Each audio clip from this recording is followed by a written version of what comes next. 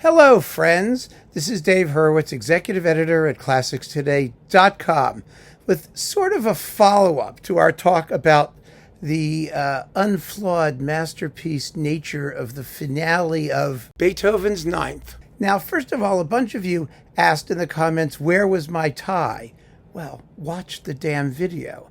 The problem is that you folks sometimes like to mouth off before watching the video. I never talk about the Ninth without wearing my appropriate attire, the suit and tie, which is suitable to the sublimest piece of music in the history of Western civilization. And it's always there, but you have to watch the video. So there. Now we've said that. But there's another issue about Beethoven's aesthetics in this work that I think are really worth discussing. Some of the reasons people say they despise the finale is because, the reasons are, are because the tune is banal. Well, banalitude is obviously a pretty subjective criterion. It is a popular tune for sure. But, it's very, very interesting. Some of the most popular tunes in music, let's start with that reason first and move on. Some of the most popular tunes in all of music were the result of extraordinary amounts of labor.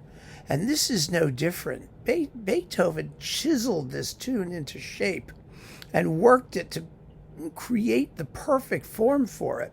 There's another wonderful and very, very similar example, and that's La Donna è Mobile from Rigoletto, because we actually have the Rigoletto sketches. Verdi didn't keep most of his sketches.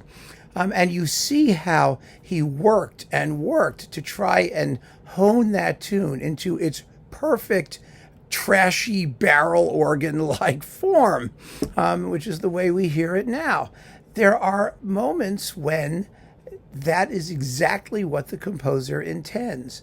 And intending to do something very simple and very popular sounding and very even common sounding, that can be extremely difficult. And it can be the result of an amazingly involved compositional process, which was the case here. And that leads to the second issue that I think is really important to understand, and it's a function of Beethoven's aesthetics. And one of the reasons Beethoven is such an amazing composer, such an important composer in the history of Western art and culture. Tovey, I think, said it best. And, this is not Tovey, the great English music critic and whatnot. It's very interesting that some of these observations, some of the most profound observations, just like the simplicity of the tune, are just based on listening. You just take the music as it comes and say, oh, okay, that's what it is. Well, this is one of those situations. Tovey said that for Beethoven, the greatest victories are always won in the common light of day, or the light of common day, something like that. But they're common. The point is common. It's the communitude about it that really matters. And that is true. That is a function of Beethoven's aesthetics. Think about it for a minute. You really have to give this some thought. There's that grunting march thing for tenor that some of you think is tawdry and trashy. Well, it is. It's plebeian. And it's supposed to be plebeian. See, these things are only wrong aesthetically if the composer doesn't know what they are, or doesn't understand their purpose. But Beethoven knows what they are, and he understands their purpose. For Beethoven, the greatest acts of heroism are the ones that are effected by normal people. He was a friend of the masses, and that's why, of course, that tune has become so popular and has, become the common coin of Western culture. That was his intention. He did not believe that everything had to be the ultimate, sublimest, esoteric, accessible only to the privileged few. And that is something that Beethoven was denigrated for even in his lifetime, that his taste was low, that it was common. Well, maybe it was. But the fact of the matter is that he was able to take that fact and integrate it into a wider range of music, because we only say that Beethoven had low taste in these moments because we know he was capable of the sublimest, most transcendental, most exalted things elsewhere. And and you can't spend your entire career doing the sublimest, most transcendental things constantly because it gets boring. The fact is, Beethoven's range was enormous. That's what he did more than any other composers. He enlarged the scope of what music could represent and how it could represent it, and the range of emotion and the variety of material that great music could encompass. And some of that is very commonplace things. Consider Fidelio. You have a story where, I mean, we know Fidelio has its issues. It begins as a Singspiel and, all that stuff.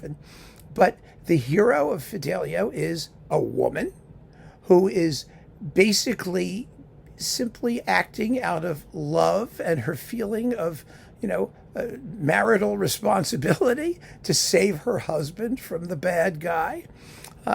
She's not a hero in the traditional sense of a hero. I mean, it's a woman, for heaven's sake, in Beethoven's day. It's a remarkable story. And she is Leonora is as sublime and epic a hero as ever existed in music, in our musical world. But she's an ordinary housewife, basically. And that is Beethoven's aesthetic at work. Another example of that is the finale of the Missa Solemnis. The Dona Nobis Pacem. Most people would assume it should be, you either ignore the words entirely and write a happy ending, as Haydn and Mozart and most other composers did, even Bach, or if you want to do it, in an anticlimactic but texturally accurate way, keeping with the text, you have a serene, quiet ending. Beethoven threw the Napoleonic Wars into that prayer. It is the most unliturgical setting of a liturgical thing, that liturgical text that you could possibly imagine, because what's happening, of course, is that he's not setting the text strictly at all. He's writing a tone poem about the current political situation and contrasting it to the religious text. And that gave us works like Britain's War Requiem. I mean, so many things. And of course, Haydn was the first person to do it in his Paukenmesse, the Mass in the time of war, where give Haydn credit, please, because, he did everything first. But the fact of the matter is that these great composers took the music as a starting point to enlarge the range of expression, the range of materials, the range of emotion. And Beethoven's gift to musical culture, or part of his gift to musical culture, was to make it okay to be eclectic, to introduce these vulgar or commonplace elements into his works, and to show us that they don't compromise the greatness of the result. Quite the opposite. They enhance it by expanding the range of contrasts that the music allows us to experience. That enlarges the music. It makes it bigger. Mahler would never have been possible without Beethoven's example, without the example of what crudeness, what vulgarity can do. Verdi turns it to fabulous effect in the character of the Duke of Mantua. He's a nobleman, but he's singing organ grinder music. He's a crude pig. And coming up with the crude pig theme cost Verdi countless hours of effort and strain. The issue is this the right thing in the right place? And it is. It is for what Beethoven is trying to express, and it is for what it did for the aesthetics of Western music. I really believe that. I think Tovey was dead on, but Tovey's remark that Beethoven's greatest victories are won in the common light of day, this is not a genius observation. It's a listening observation. It's based on simply explaining or describing what we hear because it's what Beethoven did. And you may dislike Beethoven's aesthetics. That's your privilege. You may not like the fact that he did it, but that he did it and that this is what he wanted, and it was intentional, and it was all executed with unbelievable supreme mastery, is without question. It's absolutely without question. And then there is one other issue that came up in the comments that I want to address, and that's the idea that because these tunes become part of the common coin of Western civilization, they're played for everything from, like, commercials for toilet bowl cleaner to, roach spray or whatever. And they're sung constantly, and they become, theme songs for television shows. Remember, the scherzo of Beethoven's Ninth was used as the theme music for the Huntley-Brinkley Report, the news. I thought it was fabulous. And I used it as a soundtrack to a silent film that I had that was a Tweety Bird cartoon. So, yeah, people use it. It gets used. Does that mean you hate it because it's being used? I think that's a very, very shallow position and a sad position.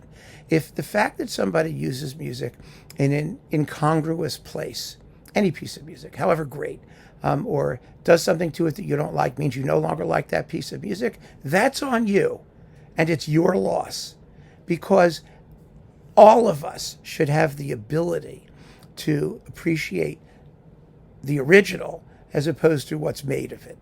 And the fact that somebody makes something of it, it doesn't spoil it spoiled my whole life. I can't listen to it. That is such a tiresome and unconvincing argument.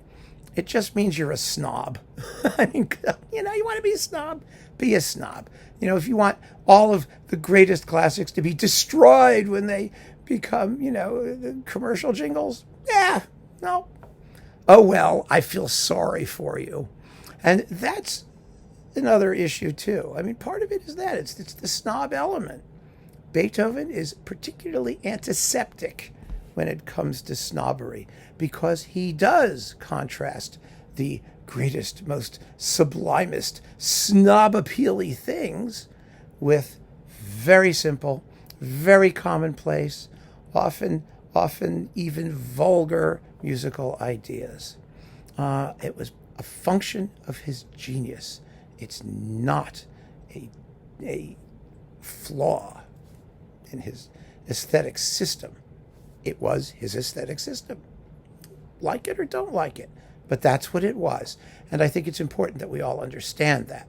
And from that perspective, you're free to do as you choose, of course. So keep on listening, friends. Thank you so much for joining me. Take care.